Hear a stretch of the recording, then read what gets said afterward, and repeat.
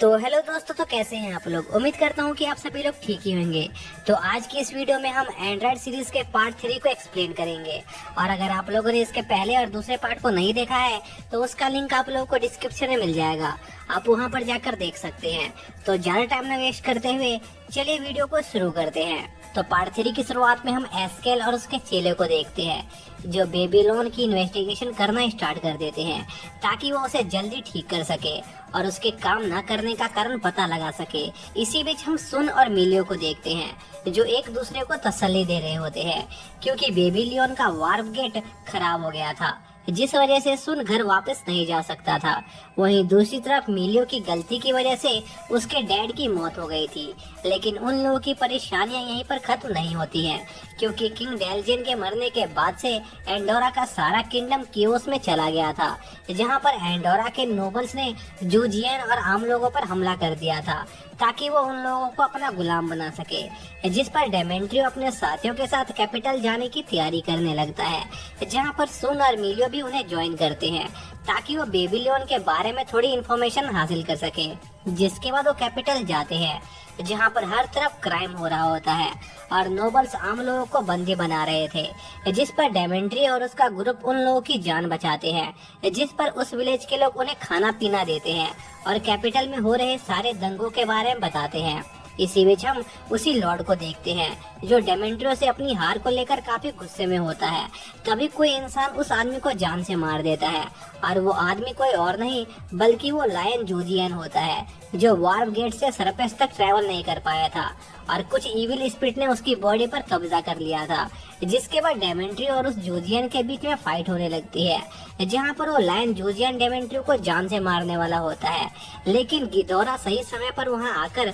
उसे बचा लेता है और उस लायन जूजियन से लड़ने लगता है, क्योंकि उसने उसके सभी साथियों को जान से मार दिया था। और लड़ाई के दौरान गिदोरा उस लायन जूजियन को काफी घायल कर देता है, जिस पर वो वहां से भाग जाता है। और अब जब किंग की डेथ हो गई थी, तब गिदोरा के पास कोई मकसद नहीं बचा था, इसलिए डेमेंट्रियो गिदोरा को बुराई के खिलाफ लड़ने के लिए उसकी टीम ज्वाइन करने को कहता है, जिस पर वो मान जाता है। इसी बीच एस्केल और उसके चेले को पता चलता है कि बेबीलोन बिल्कुल ठीक है, पर अर्थलिंग ने सरपस पर जाने वाले रास्ते को ब्लॉक कर दिया है, जिस वजह से वार्प गेट ढंग से काम नहीं कर रहा है। जिसके बाद एस्केल मिलियो को बुलाता है और उसे बताता है कि उसके फादर बेबीलोन को ठीक करके अर्थ पर जाना चाहते थे ताकि वो किसी से मिल सके, पर एस्केल ये नहीं जानता था कि आखिर वो इंसान कौन है। जिस पर डेमेंट्रियो मिलियो के डेलजिन के सीक्रेट जानने और उसके रियल फादर की मौत का पता लगाने में मदद करने का वादा करता है। और सुन, मिलियो और डेमेंट्रियो कैपिटल की ओर निकल जाते हैं और किंग डेलजिन के कैसल पर जाते हैं,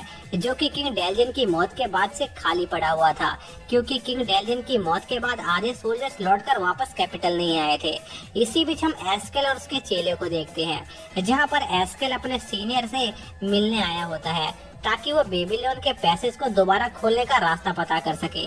इसी बीच एस्केल का सीनियर उन्हें बताता है कि कैपिटल पर कुछ अजीब से क्रिएचर ने अटैक कर दिया है। इसी बीच हम मिलियो को देखते हैं, जो अपनी रॉयल आर्मी और डेमेंट्रियो के साथियों के साथ मिलकर उन मॉन्स्टर का सामना कर रहा होता है। और हमें पता चलता है कि उन मॉन्स्टर के यहाँ आने का कारण वो लायन जूजियन था, जो हाफ मॉन्स्टर बन गया था। जिस पर वो लोग उस जूजियन से लड़ने लगते हैं, जहां पर वो लोग लड़ाई के दौरान उस लायन जूजियन को बहुत घायल कर देते हैं, जिस पर वो वहां से भाग जाता है और उसके वहां से जाते ही वो मॉन्स्टर भी वहां से गायब हो जाते हैं। जिस पर डेमेंट्रियो उस जूजियन को हमेशा के लिए मारने का फैसला करता है, जिस पर गिदोरा और डेमेंट्रियो के कई सारे साथी उस जूजियन को मारने उसके पीछे निकल जाते हैं। इसी बीच एस्केल और उसके चेले को एक खतरनाक बात पता चलती है कि एंडोरा के वार्प पार्टिकल्स की गिरावट में और ज्यादा तेजी आ गई है और अगर ऐसा चलता रहा तो जल्द ही एंडोरा तबाह हो जाएगा। इसलिए वो दोनों इसकी जड़ का पता लगाने में जुट जाते हैं। इसी बीच मिलियो और सुन उसी जगह जाते हैं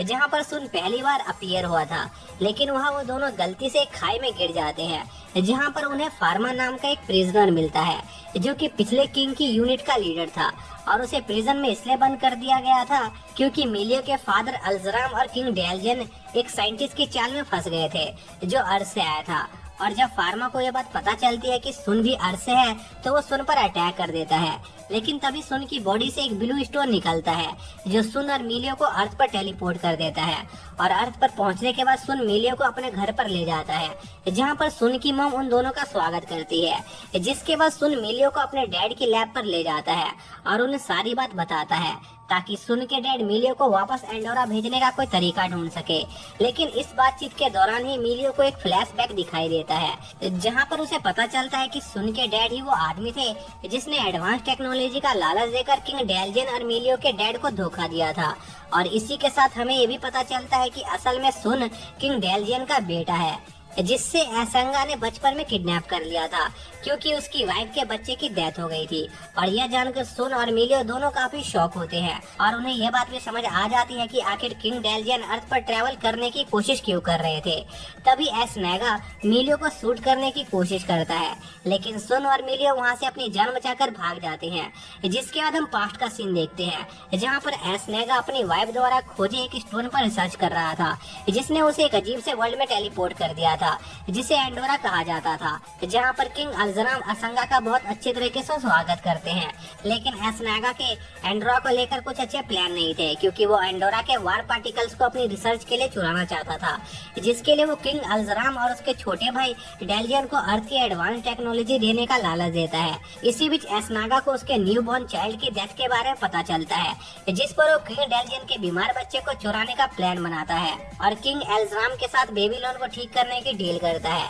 जिससे वो लोग अर्थ पर डेलजियन के बच्चे का इलाज कर सकते थे और किंग एल्जराम को अर्थ घुमा सकते थे जिस पर किंग एल्जराम तैयार हो जाते हैं। लेकिन जैसे ही बेबीलोन काम करने लगता है एसनागा किंग एल्जराम को धोखा दे देता है और उन्हें जान से मार देता है। जिसके बाद हम प्रेजेंट का सीन देखते हैं जहां पर मिलियो और सुन के गायब होने की खबर हर जगह फैल चुकी होती है जिस पर डेमेंट्री और उसके साथी उन्हें खोजना शुरू कर देते हैं। वहीं दूसरी तरफ मिलियो और सुन एसनागा के पुराने वर्कशॉप पर जाते हैं ताकि वो एंडोरा से चोरी हो रहे वार पार्टिकल्स के बारे में कुछ पता लगा सके, जहाँ पर उन्हें पैराब्लू टेक्नोलॉजी के बारे में पता चलता है जो एसनागा के हार्ट में ट्रांसप्लांट था। असल में पैराब्लू एक स्टोन था जो किसी ऑब्जेक्ट या ह्यूमन को एंडोरा और अर्थ के बीच में ट्रैवल करने की पावर देता था। और इस इंफॉर्मेशन को जानने के बाद सुन और मिलियो को लगता है कि उनका एसनागा को रोकने का प्लान काम कर सकता है। इसी बीच एंडोरा में एस्केल और उसका चेला सभी को पैराब्लू के बारे में बता रहे होते हैं जिससे वो लोग दोनों रिलैम के बीच में ट्रैवल कर सकते थे।